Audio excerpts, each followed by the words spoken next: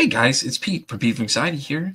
Welcome in today's episode. I appreciate y'all being here so much. Let's talk about a few things real quick. The Pete vs. Anxiety Team Anxiety Facebook group. Are you a part of it?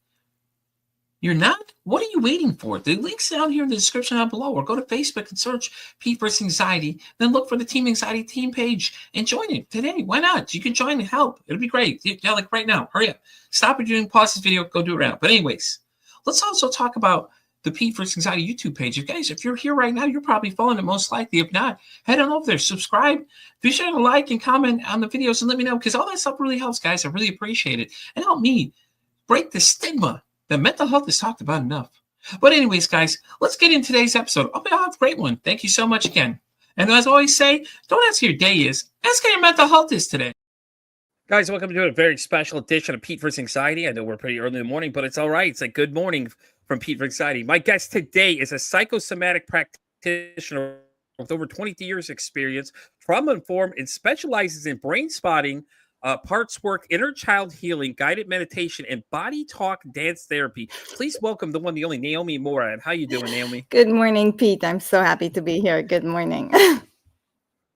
I'm so glad you're here. I'm so interested. Before we even started, I was looking at this. I'm like, what the heck is body dance? The body talk dance therapy. I was like, what is that? It's interesting. But before we get to that, why don't you give everybody a little bit more about yourself, a little bit who you are, say a little bit of who Naomi is, obviously, because that's the reason right here. We want to highlight what you're doing. Okay. I help people gain clarity and insight into the pain that's been keeping them stuck, which means that everything that we suffer from today, wherever we feel stuck, feeling helpless, depressed, anxious, unable to maintain healthy relationships, procrastinating, it doesn't matter really what it is.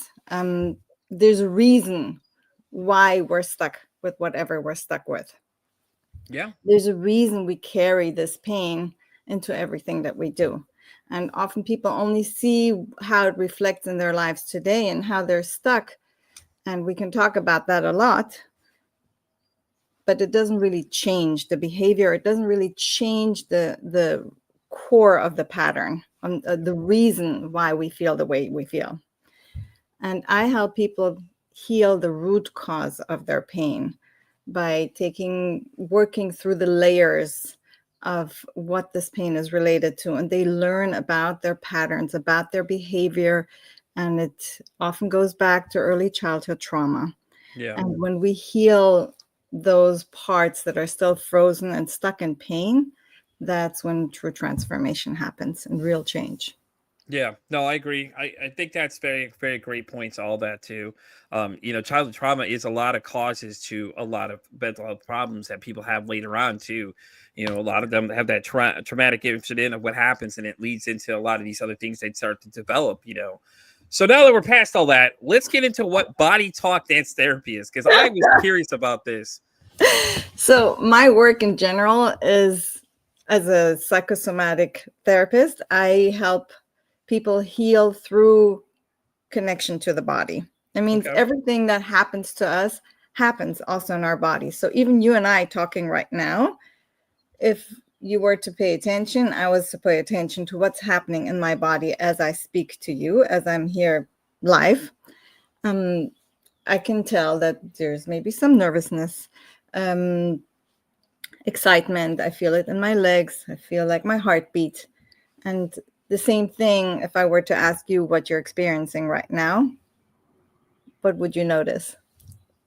You are a little nervous. I mean, you can tell. I'm really good at reading body language. I mean, but everybody's nervous when they get on this. It's something new. Sure. Live recordings of the show happens all the time. I'm nervous too because when you get into a conversation with somebody, you don't know how it's going to go. You always hope for the best, but you can tell, but it's all right. Don't worry. You'll get used to this thing. We'll get you warmed up. It's good. You seem like you're very excited to be here. You can tell you're very excited to be here. What I'm trying to say is really that everything that we do, every interaction, doesn't matter whether positive or negative, everything is registered in our bodies. Yeah. And our bodies remember all the different experiences. And in body talk therapy, I help people through guided movement. I help them connect to what they're feeling in that moment and express that through movement. And it's very freeing and very liberating. And it opens all sorts of, like, people can come in with a certain pain into the class. It can be physical pain, can be emotional pain. And as they move through while really being intent and listening to what's happening in their bodies and finding different ways to express that through movement, a lot of things just open up and people leave liberating, feeling happy and relaxed. And it's amazing. I love it. Yeah, It's and just a lot of fun. it sounds like Also. you're using the body to heal itself essentially by doing the movements and everything else like that, which is it's great because I think a lot of people forget that our bodies can heal themselves. And when you can use something that actually does that, it's even better than putting all those other, chemicals and things in there that make it worse, and start creating all these other problems that you have obviously on top of that. But I thought it was great. Like I said, that was the first thing that jumped out to me. I was like, what exactly? But it makes sense though, because like you said, the body keeps receipts of everything that happens, Yeah. like even though we grew up, it still remembers all that stuff that happened, and things like that. And I think that it's very interesting, honestly, too. Yeah, I agree. The body really remembers everything, and we forget that often. Like, people are so busy with what's in their heads, what's in their minds. And whenever we bring the body into consciousness and start listening to what's in the body, it's amazing the transformation, the healing that happens. Yeah, it is. It really is. I think a lot of people are in the I want to do all these other things. Oh, it's all in the mind. It's your body. You always forget your body is the basically the thing that it runs everything. You think about it, Yeah. Everything goes. It's your body. It's keeping you moving. Everything else, your mind's there. Yes, it's part of it, but your body's the main portion of it. Your True. hands, your feet, your eyes, your legs, all that stuff is body. Yeah. Yeah. So, Yeah. And so our body has a memory. Just yeah, like it our does. mind remembers, our body remembers things that our mind does not register. That's true. Yeah. I love it. I love it. So you also do inner child healing. So what is that like? Basically, is that like like traumatic events from people that were when they were younger experiences? Basically, am I close? Yes, you're very close. So as people process the trauma, process the emotion, okay? Let's say somebody comes and is feeling helpless, okay? Mm-hmm. And we start to process the helplessness and everything, that all the feelings and emotions that are underneath that. It often takes them back to the way they felt when they were 2 years old, 5 years old, 12 years old. And they start remembering what happened during that time. And usually it's very often it's things that were dissociated that we don't remember, and they start showing up because the feeling and the thought pattern, amazingly enough, is the same as they carry today. And we go back to that trauma and we become witness to what actually happened there, because that inner child is still feels alone. That's why people walk around with that feeling of loneliness often, and they feel like nobody really sees them or understands them. That is because we have left those parts in the past. Yeah. It means not just were the adults around us not present to our feelings and our emotions and were hurting us. Also, we have neglected those parts. That means we have dissociated from those parts because it was so painful what happened in that moment. And I help people basically become witness and work through the feelings and emotions and bring that present self of today as sort of like the parent to that younger part, and creating a new connection that was broken then. And when that happens, healing is like the automatic reaction to that. Yeah, I love it though, because I have child trauma myself. My mom abandoned me when I was 10. She, essentially, like a lot of times, you don't realize that how much of that you carry with you. And for so long, I didn't, know that was the root cause of a lot of problems I was having. Was that just this one event? Like you said, what happens is something triggers it to happen, and I go back to that moment in my mind. I may not be thinking it 100%, but I'm feeling it. The body's remembering that, hey man, we got left behind here, and you start panicking and have I had really bad rage issues too, because, I just get mad all of a sudden. Certain situations just trigger me and I just start getting mad for no reason. Cause I keep going back to that one time, and it's hard to let go. It really is. Yeah. Yes. True. And then that pain makes it maybe hard later on to trust other people, to be in a healthy relationship, because you're expecting to be abandoned because that's what you felt when you were younger. So working through that it's really amazing how you can transform that pain and really let it go. The memory will remain, but you don't carry the pain of that anymore. Yeah. You can let go of the vows and beliefs that have been created as a result of the trauma. Yeah.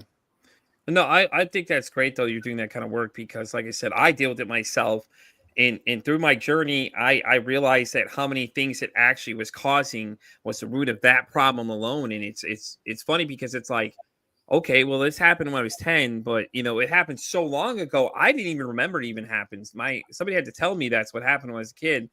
And it's just like, it makes sense now, because when I feel like that moment where I feel like somebody's leaving, I get into a complete state of panic. I'll start getting really upset, things like that. And I was just getting real upset because I'm expecting it to happen. Now I go into the fight or flight mode, basically, essentially.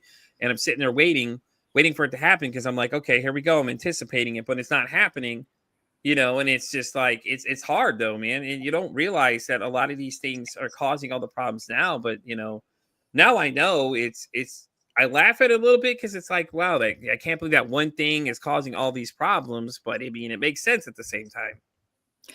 It makes a lot of sense. And it's not only that, when our mind is programmed because of trauma, to believe certain things like, I'm not lovable, or I'm not good enough, or whatever we make up, the belief that we create in order to make sense of that pain. Because as children growing up, we have to make sense of why hurtful things happen to us. And the only way to do that is by taking responsibility and making it our fault.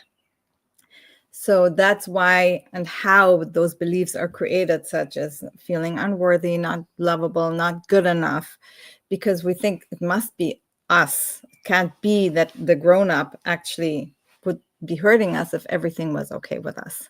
Yeah. And then these patterns and beliefs that we carry into everyday life are like self-fulfilling prophecies. That means when I think that I'm not worthy, I will attract relationships and things in my life that will constantly confirm what I subconsciously feel, even though I'm not even aware of that.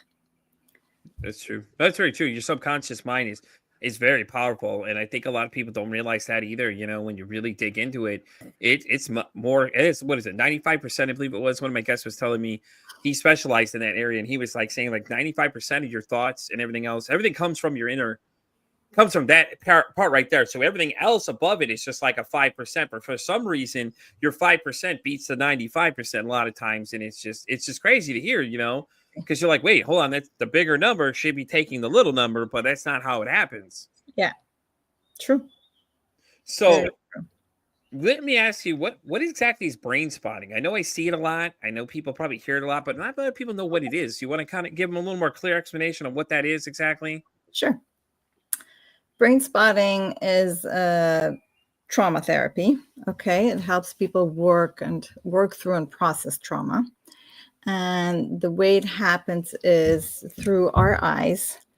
Think about it when you have a conversation with someone, you'll often see that person is looking in a certain direction as they're processing what they're saying. Have you noticed that? Yeah, I have. It's not in order to avoid eye contact. You just know that they're thinking of what they're speaking about.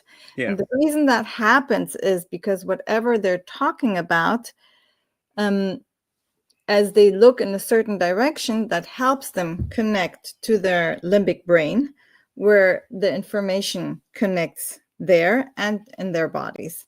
So in brain spotting, we look for those, we call them brain spots. So if I were to ask you, what your feeling and experiencing right now. And let's say I don't know, yesterday I had a client, she said shame. So I asked her, where do you feel that shame in your body? She said, I feel it like in my chest. And then we find a brain spot that connects to that feeling of shame and where you feel it in your body and that emotion.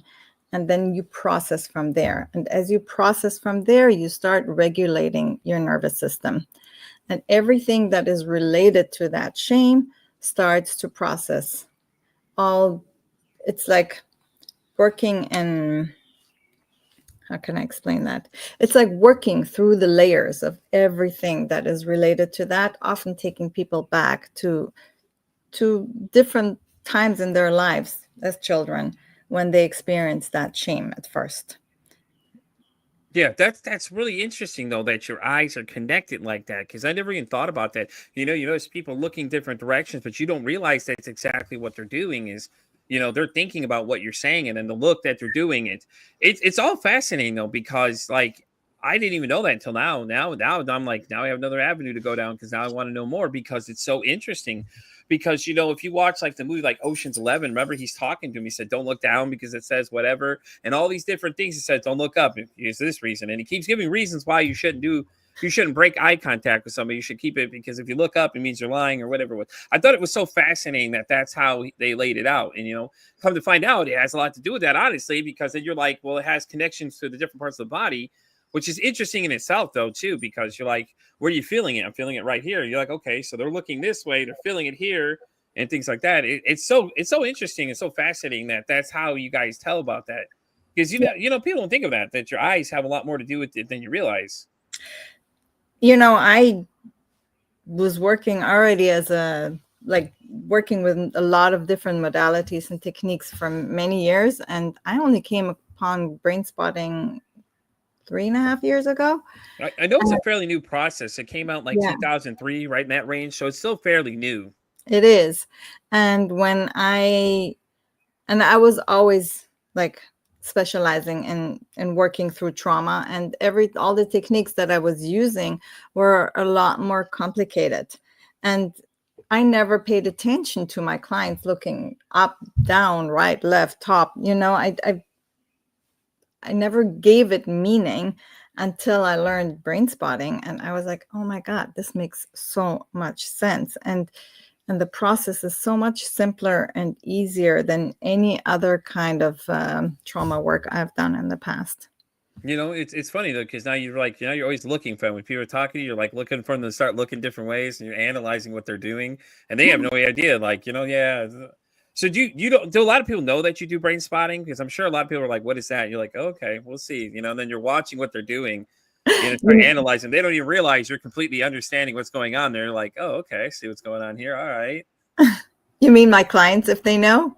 I'm just talking like general people that you meet, like new people you meet that don't have an idea anything about you, and they start doing those mannerisms, and you're just thinking to yourself, yeah, I already know what's going on here. Well, I know and I don't know, because I don't know. I understand now, that they're processing the information, whatever they're talking about, but I don't really know what's happening internally unless they share. So yeah, but there's obviously an indicator something's going on though, and you kind of laugh about it a little bit. You're like, yeah, and you just smile at them because you're like, now you're wondering what it is exactly is going on too. I know people always say, oh, when they hear that I'm a therapist, it's like, okay, what do you see? What do you know about me? What is, and I really try to not do that when I'm sitting with friends or new people. I usually like to listen to what people have to say. Mm-hmm. I'm probably more of a listener than a talker often. But yeah, I try not to overanalyze when someone is not actually sitting with me in my practice. Right. Yeah. I'm sure that comes up a lot. Like you said, when people find out that, they start asking those weird questions about, oh, so what do you think about what I'm doing right now? And you're like, it doesn't work like that. Hey, you need to stop. I can just imagine the interesting questions you get, in the 23 years you've been doing it. It's just, God. Because people hear that, they're like, they want to start asking questions. But then when you tell them you're psychosomatic, then I'm sure they're really looking at you weird, like, what in the heck is that? Yes. Oh, let me tell you. And then you're just like, you're trying to think of how to break it down for somebody to understand exactly what that is. That is the challenging part, really, that people honestly have very little understanding of what psychosomatic work is. And the best way usually for me to describe it is that in talk therapy, you speak about the problem and you process it from your thinking mind, from your neocortex. And in psychosomatic therapy, you process the root core of the problem by connecting to the feeling and the emotion and where you feel it in your body. And it's a very different kind of work because here I bypass the thinking mind. So everything I do with my clients, I mean, they're completely present, they're awake, it's not hypnosis or anything, but still through that work, even the inner child work and getting to those places of early childhood trauma, we bypass the thinking mind through the feeling and the body. Yeah. Which is a very different kind of work than talk therapy. There's nothing wrong with talk therapy. It's just something very different. Like, yeah. So I'm looking up some things about psychosomatic therapy right now. It says body focused therapies, such as your body talk dance therapy, is basically an idea what's on there. It's cognitive behavioral approaches, emotional release body work, and a lot body comes up in a couple of these, which makes sense when you think about it. And things like that. And then psychoeducation to increase awareness of the mind-body connection, which, I mean, that's basically what it is. So we're talking about basically focusing on your body in general when it comes to this kind of stuff. And then, I'm looking at some other things here. It says techniques such as mindfulness, which is really interesting because I had a conversation with another gentleman that's what he specialized in with mindfulness. He's like, if you break everything down, like, he used a cup of coffee as an example in our conversation. He was like, okay, so what you do? He's like, all right, so what you're going to do is smell the coffee. Okay. So, all right, so you get to smell the coffee, He's like, okay, then you're going to take a taste of it, but you're not going to swallow. You're going to feel the texture and things. And it made you think a little bit deeper about it. So now I can't drink coffee the same way because I'm doing the same thing. Subconsciously, I'm doing the same stuff and I'm laughing about it. And I sent him a message after I started doing it. I was like, listen, I'm gonna make you laugh. He goes, what happened? I go, I said I can't drink coffee the same way anymore. And he just starts laughing in the message. And I was like, it's so funny because you don't think about it, but when you start breaking it down like that, it's like it brings a whole new perspective to the table for you of how you look at things, and it was so interesting too, because it also says breath work in here too. And breath work's an interesting one as well. I do have a guest scheduled to come on that he's an Australian special forces, that he wrote a book about that. So I'm eager to talk to him too, because he sent me a copy of his book ahead of time to listen to. And it's going to be an interesting conversation. Needs to say, first off, you see special forces, because now you want to know, hey, listen, what kind of stuff are you doing out there? That's going to be like the thing I want to know. Hey, listen, man, what you been up to out there? What'd you do with the special forces? Because it's always so cool to see. You hear all these crazy things, but you don't get to talk to a lot of these people like that too. So true. That's what I love about your job. You really get to know all of these different people, and oh my God, it's amazing. I'm telling you, so much learning, I guess, speaking to so many different kinds of people and getting exposed to like so much different information. I mean, I love it. I have a thirst for knowledge, and it's getting fed more every time I meet somebody new and I learn new things about things and stuff like that too. So it's really great. Yeah, I can totally see that. So, well, let me ask you a question though. How did you get into psychosomatic? I mean, obviously you started, 22 years of it. You've been there. What drew you to it? Was it something you discovered and like, hey, I kind of think this works better versus what I'm doing now? What I wanted to do originally was... there we go. Lay it on us. What did you want to do originally? I wanted to tell the news on TV. Oh, okay. I wanted to become a news anchor. And that was like in my teenage years. I never liked watching the news until today. I don't really watch the news. It creates more anxiety than anything else for me, so I don't. But something about the news anchor, like I was just fascinated with that without understanding. It took me like another 20 years to understand why I wanted to become a news anchor. Yeah. Anyway, so I went to study communications at NYU and intending to go into advertising I didn't decide maybe not journalism, but advertising. And then I moved countries. And What country are you from originally? originally, I was born and raised in Germany. Okay. I lived there until I was 20. Then I moved to Italy. Then I moved Oh to my New God, I'm York. jealous. I would so love to live in Italy just because the sights, the sounds, everything would be amazing. Yes, it is. I moved to New York after I got married. Yeah. And then I lived in Israel. And Oh, okay. now I live in Atlanta for the last 4 years. Listen, Israel would be kind of cool too, though. Like just the sights, the architecture, the different things you could see. Oh my God, it'd be amazing. I think Israel, Greece beautiful. is one of the other places I really want to go just because of the architecture alone. It'd just be amazing to see. Like, people sculpted these things by hands versus what we do now. It's like people are just like, I'm like, I don't know, man. The pyramids are still a mystery to everybody too. Those are an amazing piece of work too, because those are all done by hand and people did those. Less the so-called aliens came down and started doing it too. I mean, things like that were it's so interesting to see though. I agree. There's a lot of things in history that we don't have answers for, that you ask yourself, how did they do this? Like today, nobody can do this. Like, how did they do this then? I believe they had technology that was far more advanced than what we have today. That's my guess. With the discovery, like aliens and the proof of all that stuff coming, I think something did help them do it, because how do you explain moving those big blocks and anything like that? Exactly. That's what I was thinking too. Those big blocks always amaze me. Like, yeah, it was always an interesting thing, and their culture in general is just interesting. The way they look at things, have the different gods and then when they mummify people, they have all the different organs that go to it. It was so fascinating just to see, all the different things, and like how young some of these pharaohs were, like King Tut and all them, how young they actually were and things like that. And it's just interesting to see that that's how things are versus now. It's like you don't see it like that a lot of times. And everybody else sees everything else and they're just like, I don't know. today things are not built to last. No, God, no. It's all about consumerism, and you don't build things. Doesn't matter whether it's a car or a washing machine, they're not built to last. Yeah.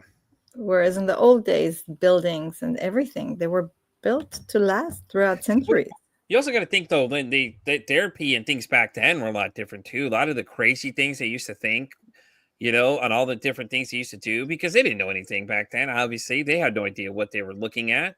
Even now it's interesting too, because now you have television, so now you can go anywhere you want to. You can take therapy in your pocket and take it with you, and it's great. True. That now we're expanding all these different options of things that people can do. So do you do any remote stuff like that? Honestly, I do, and I started during COVID, and I never thought that I could do the work that I do online. And it was very funny. My first session online during COVID, my computer crashed like constantly. And no. then I said, okay, let's do backup on the phone. And then the phone line broke twice. And somehow it still ended up being a good session. And it was a first session with a new client. And she came back afterwards. And I said, okay, if I survive this, I can do that. You know what? Funny story. The second week that I start this show, I had technical difficulties so bad that we couldn't do the episode because the person couldn't hear me. I couldn't hear them. And we we're having all these problems. And I was like, oh God, this is horrible, but I made it through it. Yeah. And I'm still here now. And when I actually brought it back on, we actually had an interview because we were laughing about it for a bit. I was like, this is so funny because we had all these technical issues, and I'm still new to podcasting. So I'm learning a lot of stuff as I go. So, I'm still figuring out how a lot of this stuff works, but I've had so much success doing it. And I've got to meet so many interesting people along the way. It's like, even just that one little hiccup didn't stop me. I was like, I'm keep going, forget this. Yeah, for sure. For sure. But it's so cool though. So did you? Okay, so you want to be a news anchor, okay? So what made you want to do therapy though? I mean, a lot of times, it's like, because it sounded like you want to be the news anchor. What changed your mind though? What changed my mind was I suffered from severe depression, like manic depression, ever since I was 16. Yeah. And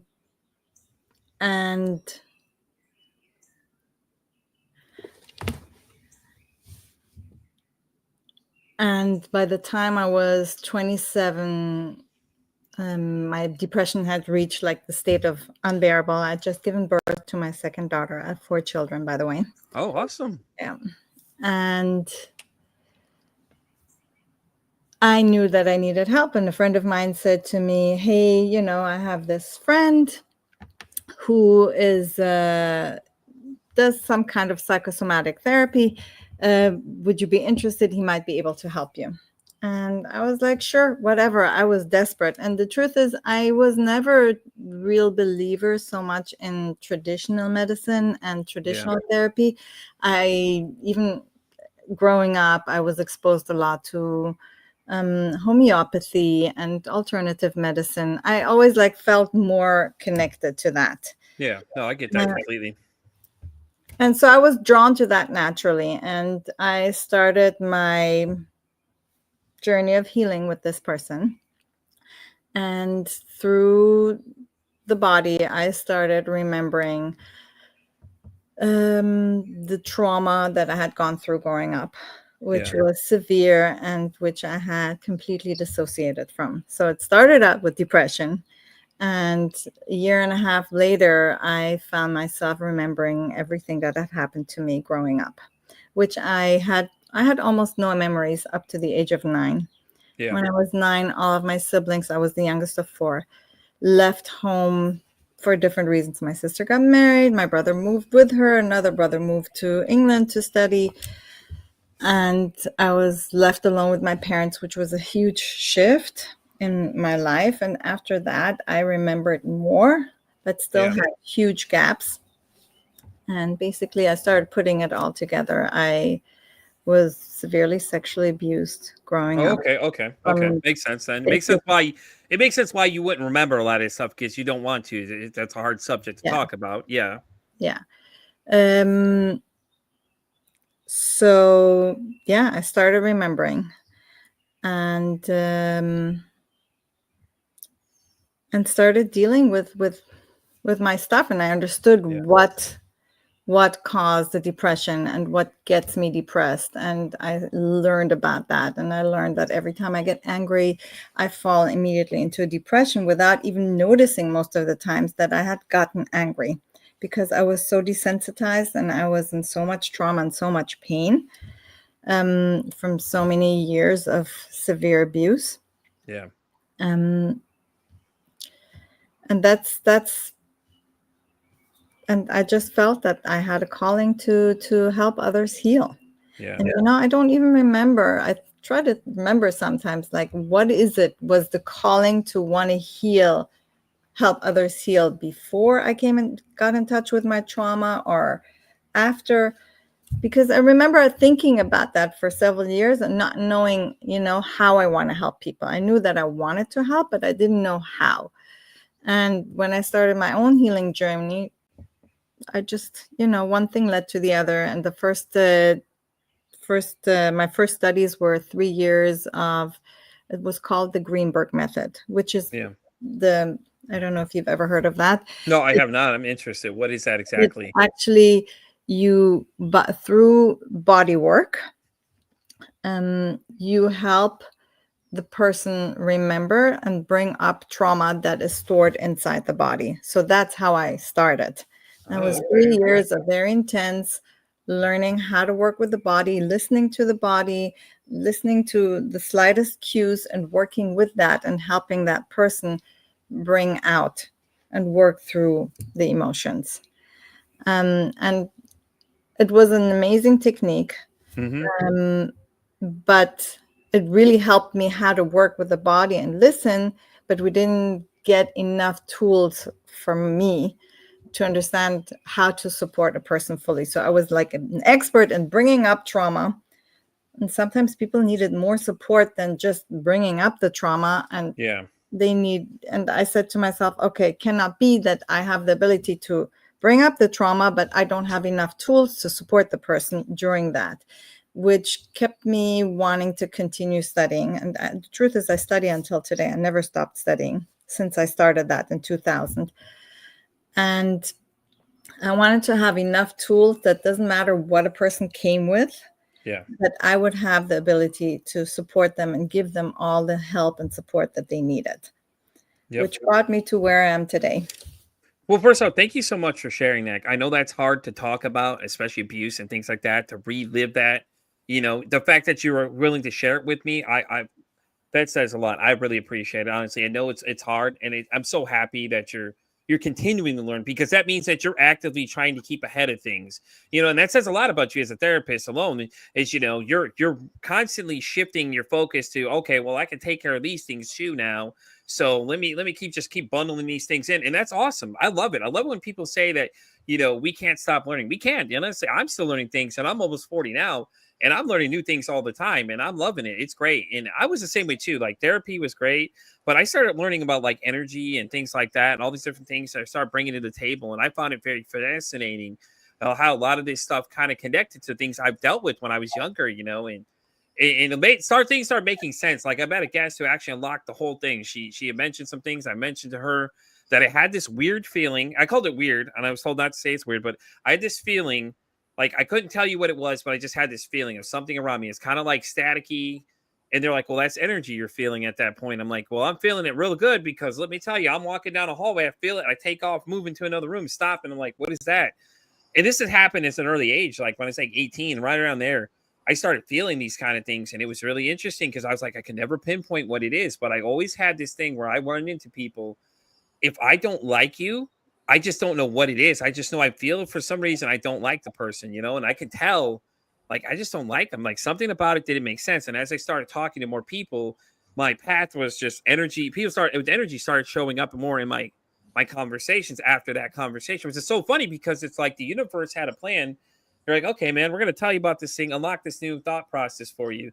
And we're going to put some people in your path to help you look at this, and I've met some amazing people and had amazing conversations about it, because it's so fascinating to me. And then, when you add in, I've actually got somebody who's like astronomer, psychologist or something. I am so fascinated. I couldn't even tell you, because we were just talking about star signs in one of my interviews prior to this person messaging me. So, like, the right thing is, like, I want somebody to tell me where I'm wrong. The universe is clearly telling me I need to look into something. And the more I keep looking into the star signs and energy and things like that, all these people keep coming attracted into me, because we're all energy anyways, Einstein even said it himself. You need somebody else for credibility besides me, Yeah. But, it's so fascinating. I so agree with you. It's like, we're all energy. And when we are interested in something, when it like, the right people will come into our lives. It's like we magnetize these things. Exactly. That are Exactly. meant to come to us, the people that we're supposed to meet. I believe that too. I do too, and then the people you don't meet or people that leave your presence is because they don't like the energy you're giving off, which makes sense. It's like, okay, well, if my energy ain't for you, then see you later. I don't know what to tell you. I mean, this is me. And, like I said, since the beginning of this show till now, there's a massive change. If you guys watch them, the earlier stuff to now, it's like you see a massive change of things that's going on. But I'm always tuned in, always interested, because I've had a couple of interesting experiences. One I had was a woman named Sherry Ann Boyle. She was on the show. Me and her were talking about this entity she called Spirit that she tapped into. Now, Sherry's got 11 books written. It's insane. She had 11 books. I think 6 of them were bestsellers and things like that, and Amazon and all that kind of stuff. And something happened in the middle of that interview. Like, if you guys watch it, like, I think it's like 30 minutes in, she starts, hey, let me read something to you. And all of a sudden she says, this is calling to me. And she starts reading this thing. And then you'll watch me. I go into this like tonal like trance. I don't say a word. And I'm like staring with my mouth open, just looking like, and what's happening on this side is just like everything around me doesn't exist. That's it. Everything shuts off. I'm completely focused on what she is saying exactly. And then afterwards, I was like, oh my God, can I tell you what happened? And I start telling her about what happened. And she's just smiling away because I think she knew that's what was going on. It was so interesting because, she was one of these people I picked up randomly as a guest, and I was like, I think this is going to be an interesting conversation. Something tells me that this is going to be an interesting, and little did I know that experience was going to happen. And ever since then, it's just like all these other things just keep tapping in. And I'm loving it because all these people keep bringing new things into the conversation, and it's so cool that that you can do so much and you don't need medicine and all these other things that, a lot of people think you need, because you can heal it yourself basically. And then I learned a lot of people like health reasons why. A lot of people say, your diet affects a lot of your mental health too. I was like, that's funny. People don't think of it that way. They don't think about the things they're putting in their system as fuel and all that kind of stuff. And they don't realize the gut actually plays a lot bigger role than everybody realizes. Y'all think it's here. It's your gut that's the main controlling a lot of this stuff. And it's so fascinating, all these things I've learned to this point. And it's like, I'm gonna be honest with you, I'm booked out to July just from Tuesday to Friday. My Monday is out to October of people just lined up to come on this show. Yeah, you're telling me. I was out to July of 2025 by November of last year, just for Mondays alone. So I decided at the beginning of the year, I just had a feeling, it's like, you know what, maybe we should open Tuesday through Friday, see what kind of conversations we have. Greatest decision I've ever made in my life, because I would never get to meet as many people as I have that have so many fascinating stories and things to teach me along the way. I love that. I do. I really do. I'm going to enjoy it. And I love, like I said, I love the fact that you're constantly learning new things. So what are you learning now? Anything new you've been picking up that we should know about? I am right now, I've just been deepening my understanding and my learning and brain spotting. So I think I've taken almost every single class there is, and there's many classes. I love the dedication. I really do. It's like when I learn something new and I like it. I mean, it's not new for me anymore, but still it's like I take everything I can get from that.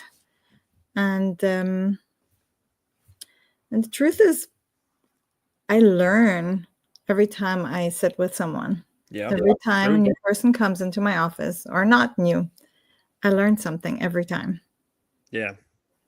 It's a matter of staying open and curious, sort of like you know, what each session is going to bring, what each person is going to bring. And even by sitting on podcasts, I learn all the time. Listen, we got to get you on more podcasts. I think there's a couple people I have that fit right into the category of where you're at, that we'll definitely have to reach out to them, let them know, and tell them that they need to get you on there to have you come talk to them, because we all kind of stick together. It's great. Ever since I started doing this, I have a small little network of people that I've met. I've either been on one of their shows or they've been on my show. And, and the funny thing happened the other day, Naomi, my name was mentioned on a podcast in this conversation. I almost hit the floor. I was like, what? They're talking about me? I was like, are they talking about me? I'm like, whoa. They're like, hey, do you know Pete? I'm like, wait a minute. They're talking about me. Pete versus anxiety. You ever met him before? The two girls were talking. Didn't realize, the one didn't realize, the other one didn't realize that I have had both of them on the show. I have one of them on the show. I've been on the other person's show, but she's scheduled to come on in May. And she's like, yeah, I was on there, real nice guy. I'm just like, I just kept playing it back and repeat. And somebody was like, are you done listening to yourself? No, I want to hear my name a few more times. Like, it's so surreal. It's so surreal, because it's like, wow, like what I'm doing is making a difference. And all I'm having is interesting conversation with people. You know what I'm saying? And it's just like, definitely. The power of conversation is so real. It's the power of conversation, and it's your intent that you bring to the show. Definitely. And I think everything we do is about what our intent is behind what we do. Yeah. And, like even before we started talking and we went live, I asked you, like, why do you do this show? Like, what's your why? What brings you to this? Because I think it's all about, our intentions in life, and our intentions reflect into everything that we do. And when people hear you, they understand who you are. And, when someone is coming with bullshit, or with someone is really coming with true intent and the longing to learn and to understand and to grow and to make an impact. Yeah. So, and it's funny, because when I started this, my wife was like, listen, if you're going to get in this space, you need to be authentic as possible. You can't be fake. People could read bullshit a long time away. Yeah. And I was like, yeah, no, I get that completely. So early on, it's a little different. I'm still kind of learning the ropes, figuring things out. But as it goes and these conversations different conversations start happening, you'll see, like I said, you'll see the evolution change, and, and things like that. And I love it. It's great, because every time you hit go live, you don't know what the conversation is going to hold. There's been a couple times I had to carry the conversation. I was like struggling a little bit, but it's just like, it's just what comes with it. I mean, it's great. I love it. I try to do a lot of guest spots on podcasts too, talking about it and things like that. And actually, an episode I did, with a podcast called Humanity 2.0. It's going to premiere in May. I think she said the first week of May, my episode's going to appear for Mental Health Awareness Month. So I'm very excited about that, for that to come out and things like that, because it was an interesting podcast. So she asked me the question, and I'm going to ask you the same question now because I love getting people to answer this question. Throw some people off at first. Okay, so the question that was posed to me was, what does humanity mean to you? Now, you can't give any incorrect answers because this is your own opinion.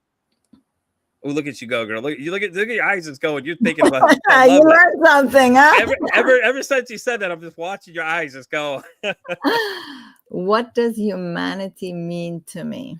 It's a great question, isn't it? Think about it, because you have to think about, like, a really powerful question. So I have this thing, though, while you're thinking about that, I do this thing called, I ask people, hey, how's your mental health today? Because think about it. I mean, if I came up to you and said, hey, how are you doing? I give you the avenue to say, okay. But if I say, hey, how's your mental health today? You stop and go, wait, what do you mean by that? And it opens the conversation. So I was just wondering how you're doing, because it seemed like something's bothering you. You know, it's like an icebreaker in, like, you know, in a dating relationship. I like that. You know what I'm saying? Like, it opens the conversation further, because then people are like, wait a minute, what are you thinking? Like, what does that mean? You know, and everybody else is doing it now too. Everybody's crediting me with it too. That's the other thing I love too. It's like, oh yeah, like my buddy Pete versus Anxiety says, hey, how's your mental health? I'm just like, I got something here, apparently. Definitely. And it's so easy to fall into this. I'm good. I'm great. And Yes.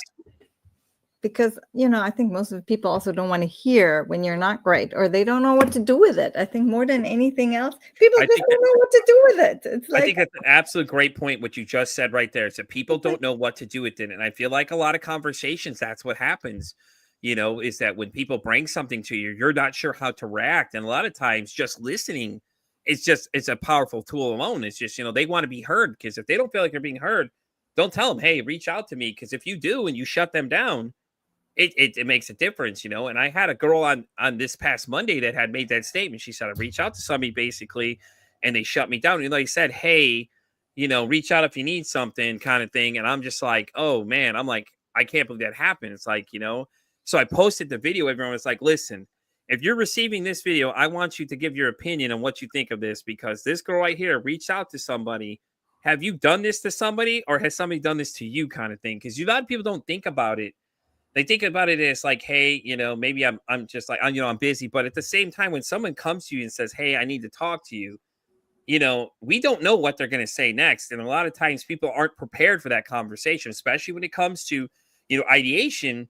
That's where it really gets serious, because a lot of people are like panicked. They're like, oh man. And then they don't know what signs to look for. Like, you know, people making jokes about wanting to off themselves and things like that, you know, and it's just like, I think that's why this conversation, just in general, mental health needs to happen, is because I think people need to understand that when you see these signs, that way we can get these people some help, so they become a positive statistic versus a negative. Because, you know, when you look at them, the statistics are scary on both sides, honestly. You know, guys are more likely to commit and succeed. Girls are more likely to talk about it. But the fact is that these are numbers that are negative that we don't want to see. It's a ridiculous thing. It's crazy that that's what's happening. And then I found out recently that younger boys, their numbers going up too for that. And I'm just like, oh no, it's happening to the younger kids. And I think a lot of it has to do with, you know, you asked me what I think about humanity. Mm-hmm. I'm sad. Yeah. I'm just sad, because it's like, it's almost like a taboo to say how you really feel, because when the other person across from you is not safe, and not safe means they don't have the capacity to actually be present with what you really have to say, then it's hurtful. Yeah. You know, and then it makes me want to shut down, and I'm not safe.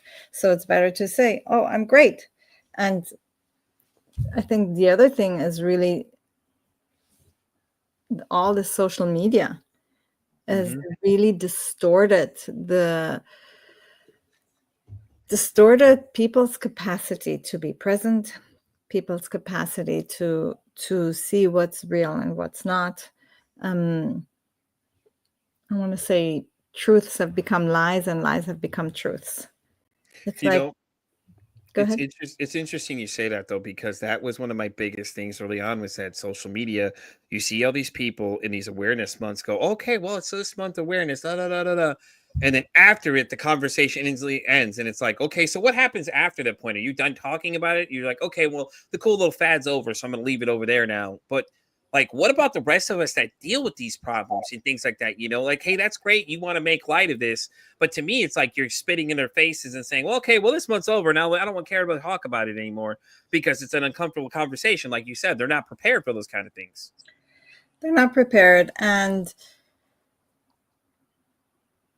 I don't think it's like, yes, these awareness months and awareness days, and it's all nice and good, but I don't think it does anything. Yeah. I think, first of all, I think one of the reasons I'm on podcasts and one of the reasons I am so passionate about the work that I do is because people don't understand that it really is possible to transform your life. And I've known it from my own personal life and from working with countless people, really helping them transform their lives and letting go of that pain that is like been covering, like almost like, keeping their head down their whole life. And people don't understand what is available. People go to drugs and alcohol and antidepressants and even like Ritalin and for ADHD and for this and for that. Like for everything, there is like something to numb your senses instead of learning how to cope. It's like coping is not cool. Like it's cool to have an issue or cool to be on some kind of medication. And again, confusion in society, confusion in everything. People have lost their ways, I almost want to say. No, I like how you said that, though, that people just don't, it's not cool to cope because people don't want to talk about their emotions and things like that. Because depending on what sex you're talking to, men have been programmed not to say anything because it makes you weak or it shows signs that you're not manly enough because you don't do it. And, me and one of my other guests had gotten to a deep conversation on negative self-talk. And she had brought up at one point in the conversation, she said, men tend to do a tower system when they're, that's the way they interact with each other, basically. So, the alpha male's got to be in the top and then everybody else cascades below it, basically. And they said women are more of like this inclusive type, and it was funny when we were talking about this yesterday with somebody that's exactly what they were saying. Well, I had all these people and they were doing that whole like big like group hug type thing. And I was like, yeah, that's right. That's exactly what she said because she's not lying. I mean, that's how we look at it, though, guys. We're always in a competition with another. We want to always try to outdo the other one, and girls always want to try and fit in, kind of thing. And it was interesting because she was asking me about it, and I'm just like, that's nuts. I never even really thought of it that way, but it makes sense, though. And like you say, girls trying to fit in, even in the trying to fit in, there's certain norms of how you should be, and it's not cool to be different. Like in order to be accepted, you have to fit the mold. It's like, you'll see people posting on social media the same kind of junk, thinking that this is how they need to present themselves, or this is what it means to be cool, or the body image, and God knows what. And we lose, like, with that, the more we go outside of ourselves, the more we lose that truth, that connection to who we really are, to the truth of our being. Because when we are born, think about a baby. I don't know. Do you have children? Yes, I do. When you have baby, it's like everything is open. It's like you see this innocence, this beauty, this glow around them. And they come pure. They don't come with all of these layers and what they're supposed to do and not supposed to do and what they're allowed and what they're not allowed and what is acceptable and what is not. Yeah. And the more of these layers that are created, the more we distance ourselves from ourselves and we live the life we think is right. And the more we go outside, the unhappier we become. Yeah. And the more we find our way back to who we really are, the more fulfilled and the more at peace and the more quiet we become. Yeah. And we can really pursue, sort of like you, what our heart desires and not what is the cool thing to do. Yeah, exactly. No, I love it. I think it's a great summarization of it too. And and with kids too, I learned that early on as early as 4, they start watching and mimicking the things that they're learning around them. And and it's like that's scary because with social media now, it's like these girls that are putting these things out there for these younger ladies, it's like you're confusing them now. You're trying to tell them that they need to do all these things to look pretty, and they don't need to do all those things. They just need to be the genuine them, and that's the problem. A lot of them start losing their own, identities themselves, as you were saying too. I call it authenticity basically, but Yeah. the authentic you or the authentic Pete or the authentic Naomi gets disappeared and muddled because it's like, well, I want to fit in with all these people, so I got to do what all these girls are doing, and then it's like it's so political now online too. That a lot of that stuff, like, oh, well, these half naked girls are in there dancing. That's okay, but I'm over here posting a video about something serious, but then my video gets taken down. It's like, really, what message are we sending to these kids now that you're silencing the things that are facts versus this crap you're putting on the internet, letting all these people give false images to these girls that they need to look all like this just because that's the way to be, and all that other crazy stuff. And it's like, no, what are we teaching these kids? We're not teaching them any values anymore. We're just teaching them all these different misinformations that just make no sense. And like that we expect them to be an adult and have all these different confusions of like they don't know what to think at that point. Yes, it's really like that. So much misinformation, so much confusion. Yeah. And it's sad, and me and a guy and you's a woman, we both can agree to this. So you know what I'm saying? We both come together at the same idealization that, even though we are different sexes, we still agree to the same thing, that this is just ridiculous. Because I had 3 girls of my own. They don't live with me now, but they were living with me. It was such an interesting thing because I was a single dad. So now I have to learn a lot of things that I really didn't know. And at first I thought it was weird. Now I get it. It's like, I should have learned these things sooner because I shouldn't have made it weird. But, that was just the way I kind of did things. And no one ever told me, hey, that's not the right way to do it. Girls are different than guys. So because a lot of times they're a little more emotional than guys are too, a lot of times. So I had to learn all that kind of stuff. And then I had to learn about female anatomy and, all these things. And try not to make it weird at the same time because, like I understood, the whole, female cycle thing, because the oldest one to become a woman. I was trying to learn all that stuff. So I'm trying to figure all this stuff out. And, I was big on giving her privacy. Hey, you're becoming a mature woman. Now this is your privacy. I need to stay out of here. I need to not enter a room, things like that. Stuff like I joke around with people before. I tell them, her mom be like, hey, that's your job to handle the female side. If any boys, I handle the boys kind of thing. But now I had no choice. I had to play mom and dad. And I think it was better. I think it honestly was better well-rounded me because now I understand things more from the other side of the picture too, a lot of times. And I can understand when a lot of these people start saying things. I'm just like, okay, well, that makes sense to me because I had to go through that with them, and things like that. And it was an interesting experience. I'm not going to lie. It was interesting to me because I had to learn so many different new things, but I did it, I had to. I had no choice. I was forced to adapt. I mean, I was given this situation of, either let this go. And then even my dad, he even said something I've never heard this man say to me ever in my life. He said, let me tell you something. He said, I'm so proud of you because you're a single dad raising 3 girls. He said, I don't even think I could do it. Wow. You know what I'm saying? That's a powerful message in itself because That it's is like a very powerful message. It's hard, man. It's single parents out there, like all these single moms and everything. Well, hats off to Very y'all. hard. Hats off to y'all. I've got to tell you right now, hats off to you. I don't know how some of you do it. Some days it's rough. It's very rough. And then you're juggling all these different things. And I was juggling my own mental health problems I hadn't even addressed at this point and things like that. So I'm doing all these things. I'm working all these weird hours and things like that, trying to, do what I have to do, try to make sure I'm paying attention to them at the same time. It's like, I could multiply myself. This would be a hell of a lot easier to do. Yeah. So, all right, Naomi, as we get ready to start wrapping up, did you want to go ahead and plug your website for them? Is that a good place to get some information about where they can reach you? Absolutely. My website is naomimorad.com. And you're on Instagram too, aren't you not?